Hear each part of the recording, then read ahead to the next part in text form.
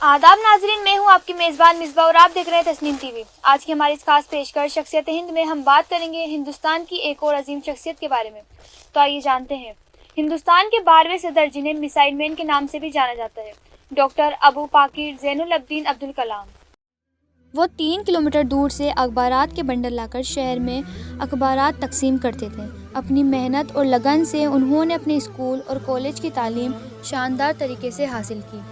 انہوں نے مدراس انسٹی ٹیوٹ آف ٹیکنالوجی میں ایروونٹیکل انجینئرنگ میں داخلہ لے کر اپنے خوابوں کو سرچ کرنا شروع کیا۔ یہاں سے انہوں نے rocket engineer, arrow space engineer اور تکنیکی سائنسدان کی مہارتیں حاصل کی۔ بعد میں انہوں نے سائنس کی اعلیٰ ترین ڈگری ڈاکٹریٹ حاصل کی۔ صدر بننے سے پہلے وہ کالج میں سائنس کے استاد تھے۔ بعد ازاں وہ کئی اعلیٰ سرکاری عہدوں پر کام کرتے رہے۔ انہیں وزیر اعظم کی سیکیورٹی ایڈوائزر کا عہدہ بھی دیا گیا۔ وہ 15 اکتوبر 1931 کو تمل ناڈو کے مشہور عبادت گاہ رامیشور کے دھنوش کوٹی گاؤں میں ماں آشیا میں والد زین العابدین کے گھر میں ایک مسلم گھرانے میں پیدا ہوئے۔ والد کشتی بنانے کا کام کرتے تھے، آمدنی زیادہ نہیں تھی۔ وہ بچپن سے ہی تیز ذہانت کے مالک تھے۔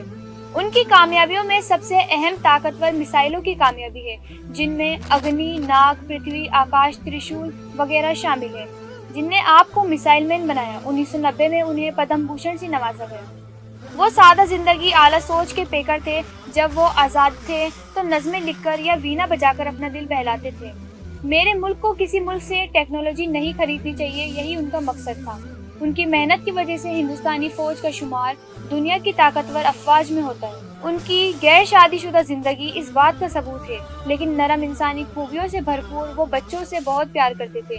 ایک استاد کے طور پر ان کے الفاظات بہت متاثر ہیں کہ انتظار کرنے والوں کو صرف اتنا ہی ملتا ہے جتنا کوشش کرنے والے چھوڑ جاتے ہیں۔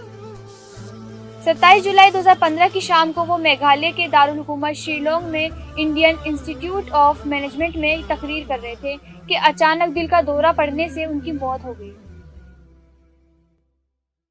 فی الحال کی ہماری اس خاص پیشکش میں بس اتنا ہی۔ مجھے دیجیے اجازت اور دیکھتے رہیے تسنیم ٹی وی۔ اللہ حافظ۔